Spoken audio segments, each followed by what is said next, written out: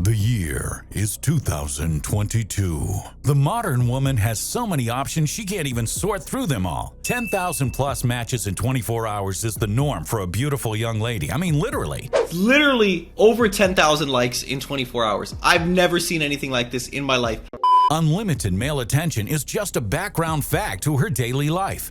The sheer abundance a beautiful young woman has is truly unfathomable. Meanwhile, the average male falls further and further behind in almost every metric. Fatter, unhealthier, lower testosterone, and less value to add to women than ever. The dating market is truly in a bad way. Women want their best option, and rightfully so. Who would want to date the average modern man? And thanks to the invention of social media and Instagram, it's easier than ever for the modern woman to get her best option. Her best options are just like one swipe away. And with the power of social media, you're no longer just competing with the men in your vicinity. You're now competing with practically every man in the world. A good-looking small-town girl with a few thousand followers and a handful of viral TikToks is now being DM'd by thirsty rich dudes willing to fly them all around the world. And did I mention the throwaway mentality women have because of their mind-blowing abundance? One strike and you're out. Hell, sometimes you don't even need to do anything wrong. You may just not be competitive enough to get her attention. Is dating even worth it at this point? Well, as your dating god, I'm here to answer this question once and for all. And the way I see it, you have two options.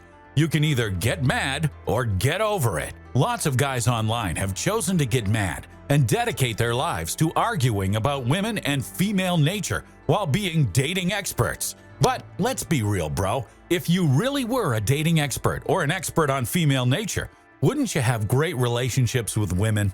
I mean, why would you be so angry and bitter at women all the time? I have nothing but positive relationships and experiences with women in my life because I know exactly how to create positive relationships and experiences. And that's one of the keys, knowing how to create them.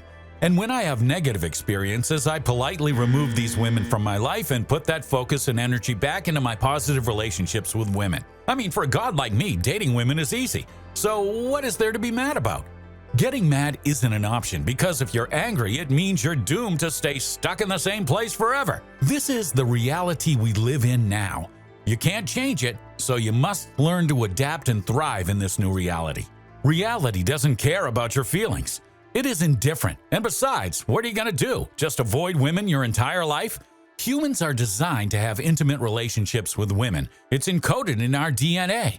Now, I'm not saying your life should revolve around women, not at all. But relationships with women are one of the most rewarding parts of being a human.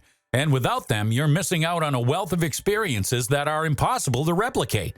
So, unless you're content with kissing the homies goodnight forever, you're going to have to learn to play the modern dating game eventually. I'm not saying you have to dedicate your life to it, but you should learn how to play it effectively so you can get what you want out of it.